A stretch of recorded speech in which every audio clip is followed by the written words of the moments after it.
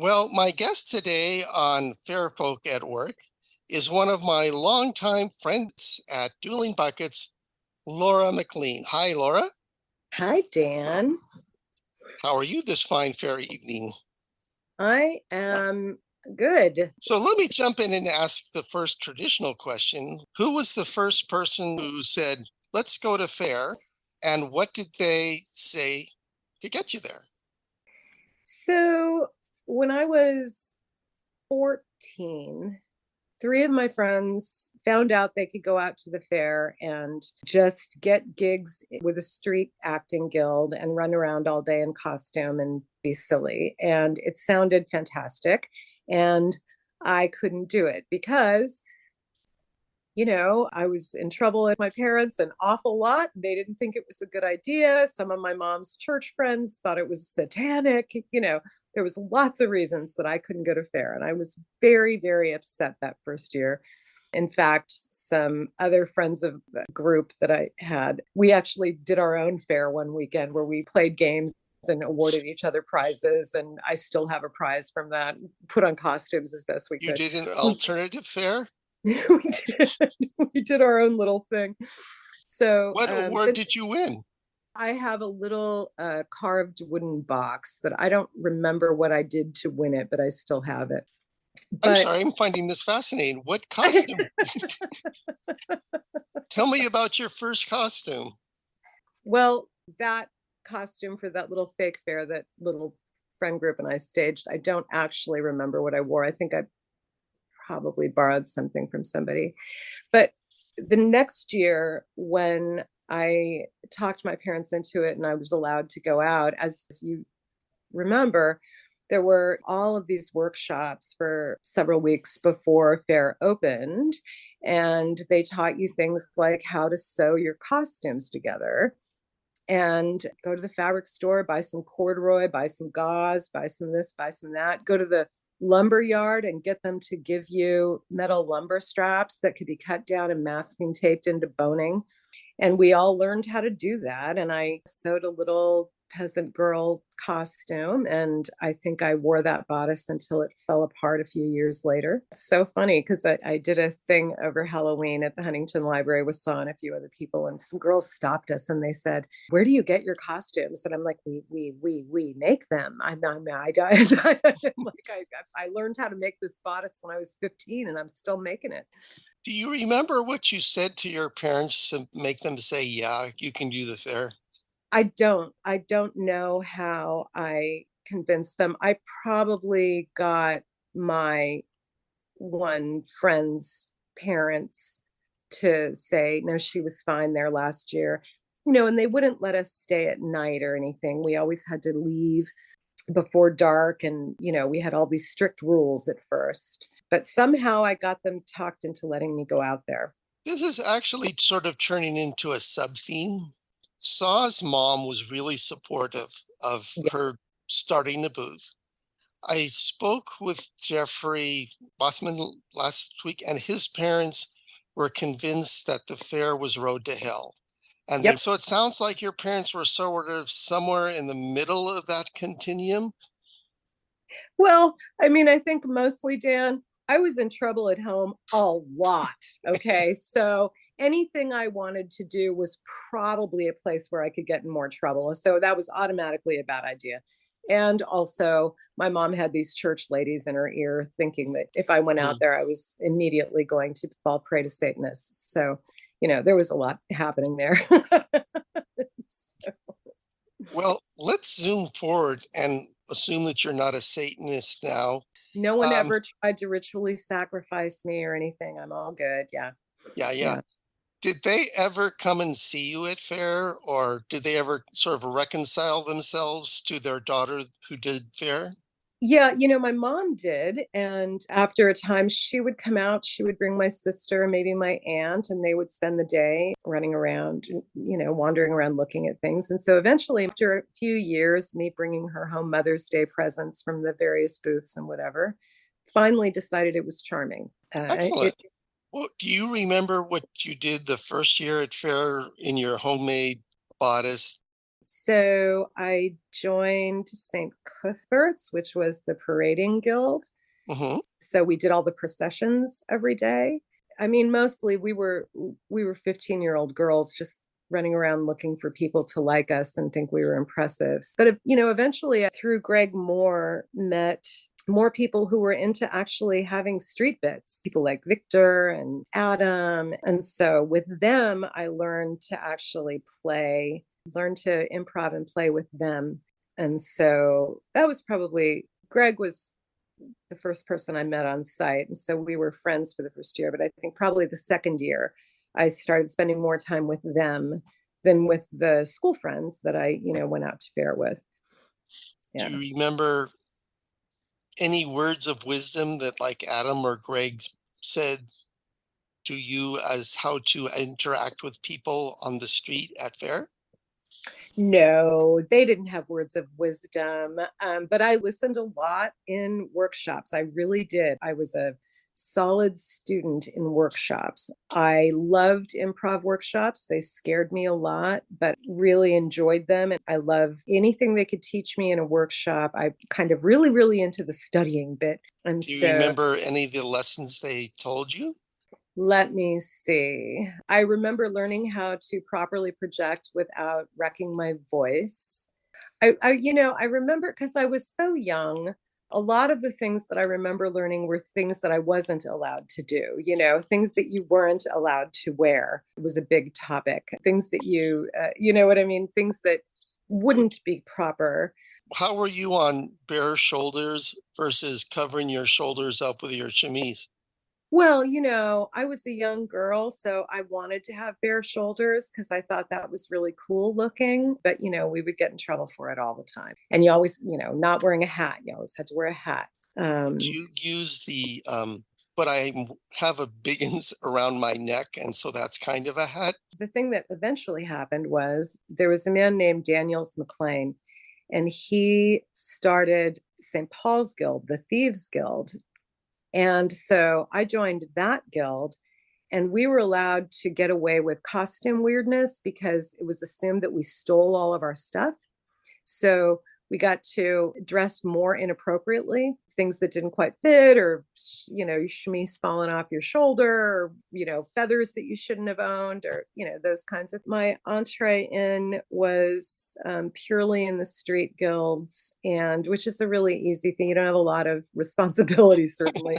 And so you mostly are allowed to just run around and play. And that's what I did. And when Jane was talking to you, she said she went out there just looking for a way to be in the world. And I think that's exactly how I look at it. I was someone who felt awkward and strange, and I was looking for how to be. And I was living under rules and things that I didn't particularly like. So I was looking for, how to write my own rules. And Exactly. the fair gave me the place to do all of that, really.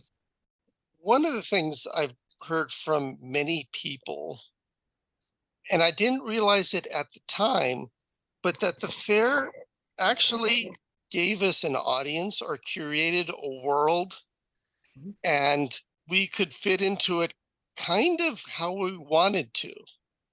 Yeah. And that if you had an idea of something stupid or silly, you could just kind of go out and do it. But there were people both on staff and customers coming in that wanted to play in sort of the same way. Yeah. That's interesting. I think that's right. I think that whether you were watching the audience watch one of the big pageants on main stage, or one of the, smaller shows on one of the smaller stages, or standing around dueling buckets, or interacting with, say, you and Mark on the road, I think you're right. I think people for the most part knew how to be there. Yeah, it could be a lot of fun playing and interacting in that way, and getting the feedback from people who were clearly enjoying it.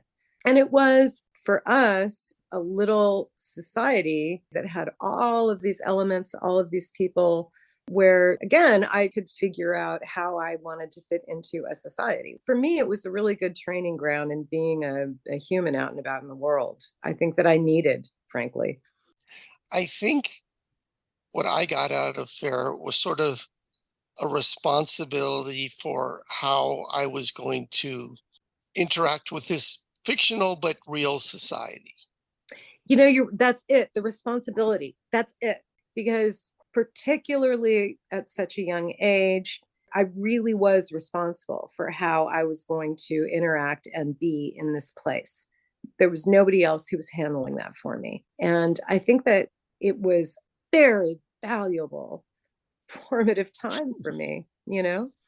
Do you remember, say, looking at somebody's behavior and saying, that's acceptable, I want to try that? So I came from a pretty small place, right? I came from this little tight neighborhood that I didn't have a lot of creative energy around me. I did, theater and stuff, but at school, I came from a small place. When I went out there, I met people who broadened all of that. I mean, just let's take you guys, you and Mark. You would come up with some silly fucking thing and turn it into a show that we all would enjoy so much. How many hours did we laugh about some silly song, whatever? And I had that energy around me all the time when I was there. I had people writing plays and acting in plays and making music or building things. I didn't see that in my life before FAIR. So that was a big deal for me. Like I could be watching, you guys writing a silly song and then watching freaking Kevin Emery figure out how to run his life outside of the fair, which was crazy. I got to see a lot of people sort of making their lives and their art and their, whatever, the way that they wanted to make it. And it was a big broadening of my world, it was huge. And so I admired everybody that I hung out with. I mostly thought of myself as just sort of a hanger on and a watcher, figuring all y'all out and being really pleased to be able to absorb it all.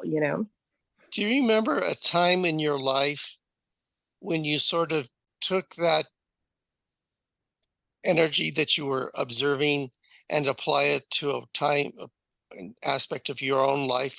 Yes, Tim and I were youth advisors for about 10 years. So we would take our kids through all kinds of different coming of age things. And Tim and I both learned how to craft an experience, I want to say. So you don't just go out on a camping trip and hang out. We've crafted an experience around it, or we're going to make you write a thing and deliver it, but it's all a whole thing.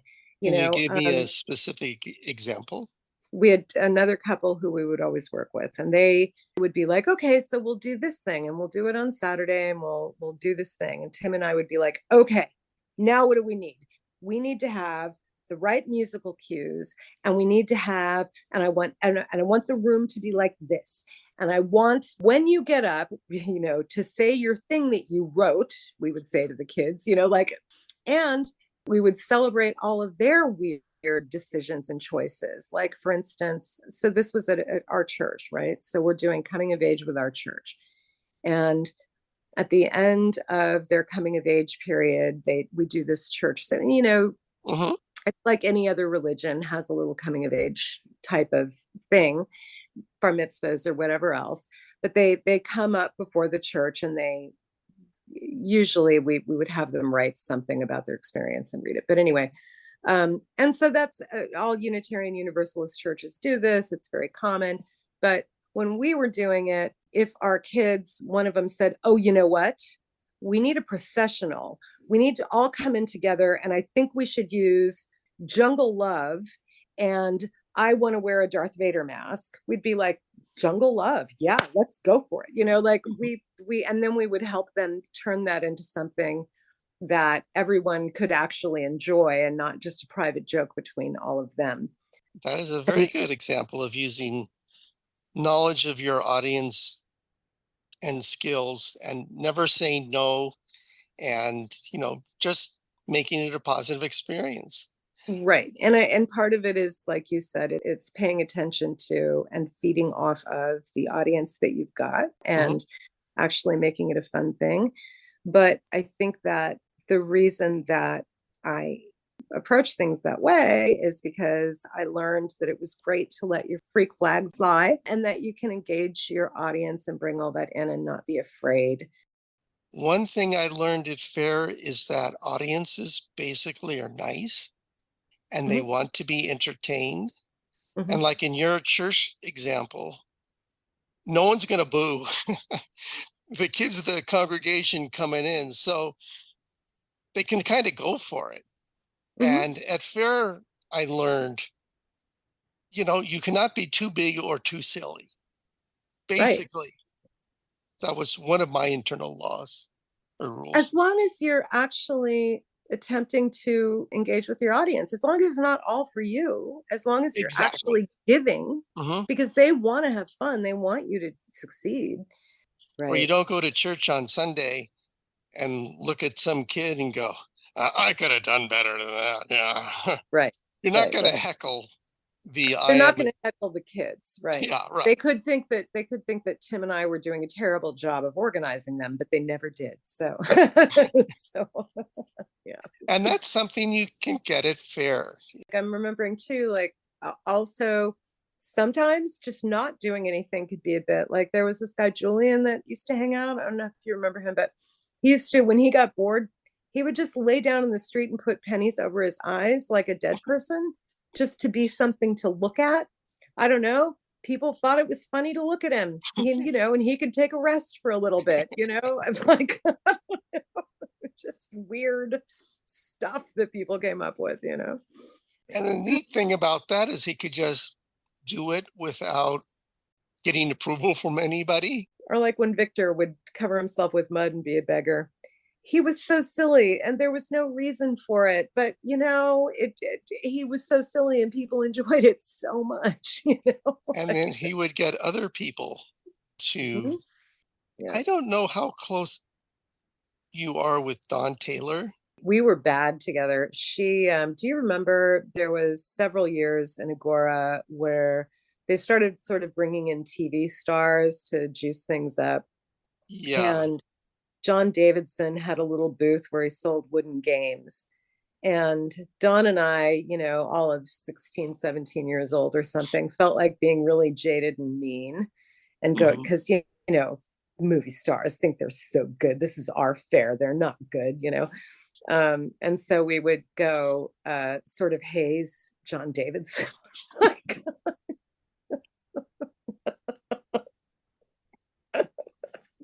not very nice. But yeah. I think the time for lawsuits is past. Do you remember Yeah. what you said? I do not. I do not. I wonder if she does, but I don't. I just remember doing it. And I just remember going, what is our fare? Who are these people? Yeah. Again, one of the sort of high school things about Fair that I didn't care for was the people did have a sense of ownership of this is our fair and Yeah. how dare they do this to me personally at my fair, That which is true. And um, also every year it was, yeah, but it didn't used to be like this. When I was here, it was better. You don't even know. Constantly. that's another thing you sort of have to learn as you grow up, Mm. that it's their fair. Mhm. They paid for the parking lot. If you want to work at this fair, these are the hoops you have to jump through. Right. And if you don't want to jump through them, don't And by get. the way, looking back on it all these decades later, like, what were we mad about? How many hoops did we have to jump on because we couldn't wear a purple ribbon? What? I mean, like, it was fine. We had an awful lot of fun and we got to do almost whatever we wanted. So, In subsequent life, I have, produced some things, and it's really hard to get an audience. mm, And they gave us an audience, mhm. several thousand people from 9 a.m. to 4:45. Yeah. They wanted to play and they paid to get in. And all we had to do was wear tights and be silly, Yeah. and occasionally, say, God save the Queen. I was going to ask a different question. Okay. Have you ever used fair use confidence outside of fair? Oh, most definitely. I was a one of those people who was very awkward and shy, but at the same time I loved being on stage. So I can be either extremely loud or extremely silent. And my grandmother always used to say to me like that I needed to practice talking to people or something. And I could just never. But when you are out there at fair and one, you're right, you were given an audience and you could be on stage all day long if you wanted to. And two, I got to watch other people be on stage and really inspire me to be more fun and more bold and more out there. And the thing is, I still feel like kind of an awkward, shy person, but my muscle for interacting grew, and I can talk to people now. I can actually seem like an outgoing person really easily. But that's practice, man. That's not natural, or it didn't come to me naturally. It was practice, and a lot of that practice was running around and interacting with both the public and the people that I was befriending who I really admired during those years at fair. Can you remember a specific instance in your non-fair life when your fair instincts became handy? It feels like I don't know, it um, feels like such a big ball of stuff. But I will tell you that during my teens and 20s, I definitely felt like, for somebody who had felt so awkward and weird and uncool for their whole lives, I definitely felt like I had a cool thing out in the world that other people just didn't know about. And it was mine. And that gave me a lot more confidence, I'll tell you. So, I'm going to once again switch gears slightly and point out to my vast podcasting audience that you have political interest and you have done community organizing. Do you find those fair skills translating to that environment? sure, I have to force myself to go knock on people's doors. Again, I do not enjoy that, but the fair taught me how to be able to approach someone in an open, giving way. Way back in 2003, I headed a group that started a protest against invasion of Iraq in town. We protested like every weekend for several years.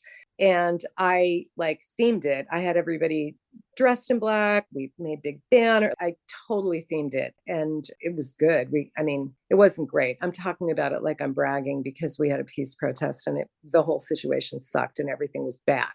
But having said that, we got a lot more attention, which gave us more press and more ability to talk to people. We really crafted this presence, and I definitely think the things that I absorbed in my youth definitely helped me to be able to do things like that in various ways. So, yeah. Do you, when you did the anti-invasion stuff, were you Hmm. in like Thousand Oak? Hmm. And that at the time, that was a pretty conservative place. Be in sort of that environment. It's not like you were in West LA and everyone was going to go, yay, you Right. know. We were counter protested one weekend by Catholic schoolgirls.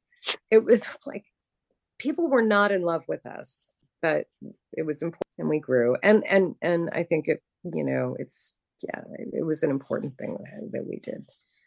So I'm going to change gears yet again. And I know you have worked with the physical environment of Southern California. Mhm. Did you get any consciousness of California landscape water issues at all through looking around at fair?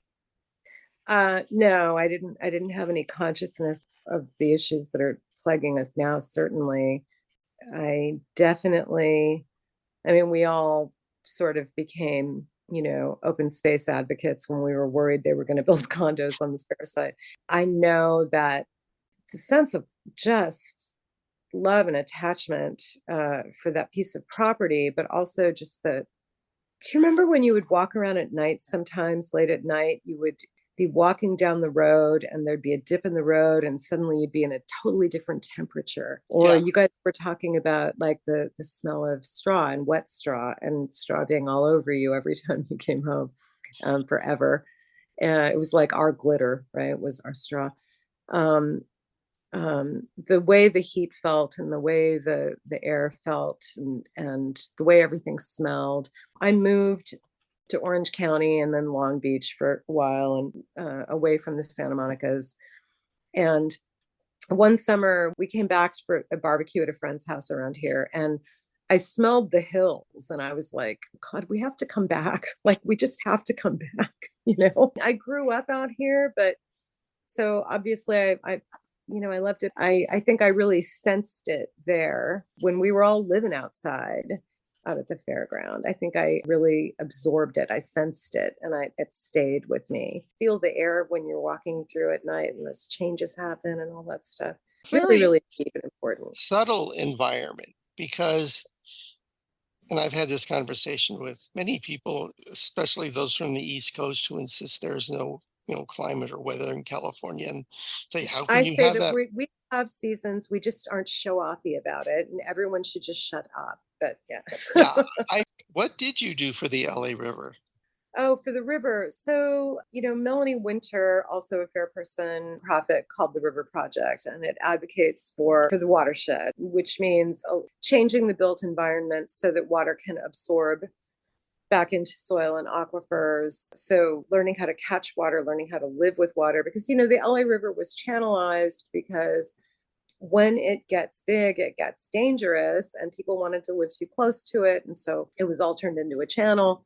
Whereas now we're learning that you need to have places for it to spread. We're never going to move everybody off the riverbanks, but they are doing better infrastructure projects for the spread of water. And during the time that I was at the River Project, what we were mostly working on is teaching people in their homes how to catch and keep water in their soils. So we were teaching them about urban acupuncture and gray water systems and all kinds of different things that you could do. So that's what I was doing when I was with them. And I still care about it a lot. It's just not my work anymore. What seems to the connection in my mind between Fair and the LA River Project is that it's sort of the think globally, act locally kind of thing. At the Mm-hmm. fair, you are just a simple component, but you're feeding it into a larger whole. And Mm-hmm. the LA River Project is this same kind of, you can't do everything about global warming, but at least you can put a bucket in your backyard to collect Right. the rainwater when it happens. That's true. Learning how, ways that you act on your little property enhance everything. It's also, though, what else it does, Dan? It builds community, right? So we were in this community at Fair, but when you're doing things like working with the River Project or working, for me, my local political action committee, you build community around things that matter to you. Suddenly you find yourself in a circle of people who all have this interest that you can all work together on, and it's really, God, it's so enriching. Oh, when someone tells me that they lack community, they miss the old days when everybody had all this stuff, I'm like, oh my God, let me tell you how you get it. Like, it's fantastic. Switching gears to use Mm-hmm. the same cliche over and over again.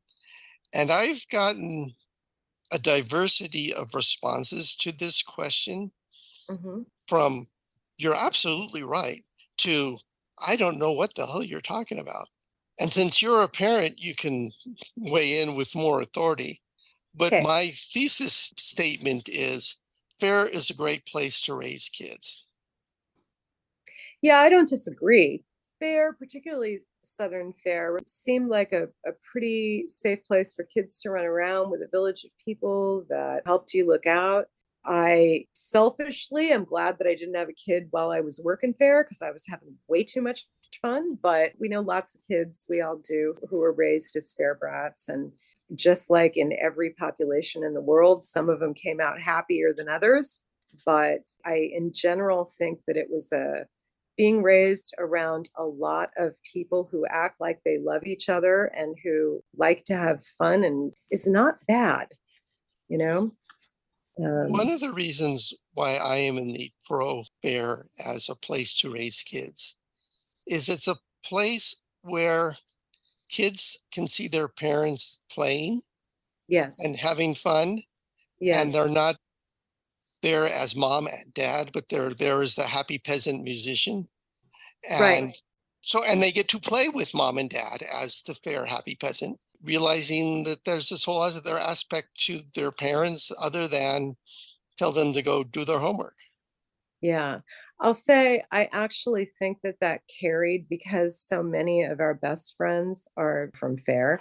I think that my son would probably tell you that growing up, those were all of his adults and we played together and we were all silly and he was there to see it. So I think it actually carried through for us. I think you're right though. I think kids seeing their parents as adults and not having such strict breaks between the adults and the kids. I'm a big firm believer in your kid having a lot of adults. And so that was another thing that little village would give you, right? Because all of your friends' parents were there. And I'm going to do something now that I have not done in podcasts, but in true fair style. I came up with this idea while I was walking the dog. okay. So it's about an hour in gestation. So it's a little loose. But imagine, if you will, for a moment, that you have won the Phyllis Patterson Status Award for Best Life in Fair. And you Okay. have as long as you want to say your acceptance speech. But give me your acceptance speech. All right. So there's a Phyllis Patterson sort of honorary best whatever life and fair you said. And Yeah, I'm giving it and I'm going to thank people. yes. So I have to thank people who got me there. All right. So I'm going to thank Greg Moore for being my first and truest friend out there. I'm going to thank David Springhorn for not that he would ever remember this, but my first year at Fair, when you had to write a little character for yourself for giving me a character. And I just thought that was the coolest thing ever. I have to thank Kevin Emery, who that's fraught, but I do because he was kind of my dad for most of the time I was out there and he really made a space for me. And Saw, of course, for being the mom who allowed Kevin to be able to make spaces for people. The Fool's Guild for letting me in and letting me play and letting me be a part of that. Yeah, I think all of those things together, there were Mhm. lots and lots of people and lots of things and lots of stuff. But those three things really made my world, I think. Do you remember what character notes David came up with? Yeah, David was, like I said, he would never remember this probably, but he was at the time the Lord Mayor at the fair. And we just thought, as kids looking at him, that he was some special Hollywood superstar, movie star thing. We just thought he was the coolest thing.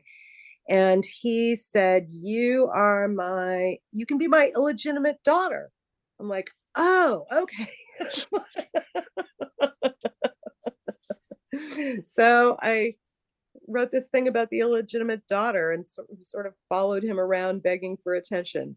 And but I was so happy that David Springhorn, spoke to me and gave me a thing that I was Juno. To this day, in my professional acting bio, I credit him and Adam and Bullwinkle Moose are Oh, my trilogy of oh, uh, Dan, uh, him and Adam and Bullwinkle. Adam was really fun for me too. Again, when I was 15, 16, and just learning confidence. And when I met Adam, I don't even think we learned each other's names. I think we just started arguing in the street because something, I don't know, something told us we could do that with each other. And it kind of became a thing. We would run into each other and yell insults at each other. And I had so much fun doing that. And, that's how we became friends. Do you have any current projects that you're working on that could somehow be tied to the fair? Like Saw and I and a couple of other people, the past couple of years, we've done this sort of been docents at the Huntington Library for their Halloween event. And I kind of tie that back to the fair because we have to sew our costumes and we have to go there and sort of be street color. And this last year, the theme was sort of Witches of Macbeth kind of thing. And James came and he brought his instruments and I made him play Mad Tom so we could sing it probably too many times. I probably annoyed him, but it was really fun for me because I've always loved that song. I think I don't have anything in particular that I work on that pulls from that, but I will say that like I'm not afraid to try stuff out if it occurs to me. And I think that all comes from the fair, from learning how to sew my first bodice or learning how to, whatever. I'm just not really nervous about things. So like I have a bunch of paint and canvases upstairs because they're a very specific thing I want to do. And I have no idea how to paint, but I'm going to teach myself, damn it. Yeah, I think there's a confidence in not being afraid to make mistakes that just comes from learning how to improvise at the fair. And I believe that. I think that's where I got all of that. And I think, honestly, importantly, we all talk about the creative impulses and the friends that we made and the fun that we had and all of those good things. But I'll tell you what, it also really taught me how to, when I said earlier that it gave me a place where I could write my own rules, and I really, really needed that. Those rules, I mean, it's true. I think I understand boundaries and how I want to be in my life with other people a lot Mhm. better than a lot of people I've met. And I think it's because I had to define all of that because nobody was telling me how to do it when I was running around fair as a teenager, right? Because it was a place where you literally wrote your own rules. That actually is the thing that I think of the most, more than everything else. I think that that's what had the biggest impact on me as an adult human. I'm sort of run out of words. That actually was a good ending thought. Can you add to that or If there's any way to summarize, again, I was a person who came from a pretty small place with pretty small ideas. And I, got to go live in this little tiny society every spring and fall when I could get up to Northern Fair and see a much broader world and figure out where I wanted to fit in that world in a better place. And I think that it, doing that in my formative years was just a huge gift. And I don't know how I would be had I not done that. very nice? Well, then I think I'm going to look for the stop recording button, which is Okay. blinking right here. That was my December 2022 interview with Laura McLean. I can forward questions or comments to Laura if you email me at djng@earthlink.net. Questions or comments about the podcast can be directed to me at djng@earthlink.net. Finally, if you or somebody you know would like to be a guest on Fair Folk at Work, you can email me at djng@earthlink.net. That's all for now. Thanks for listening. Bye bye.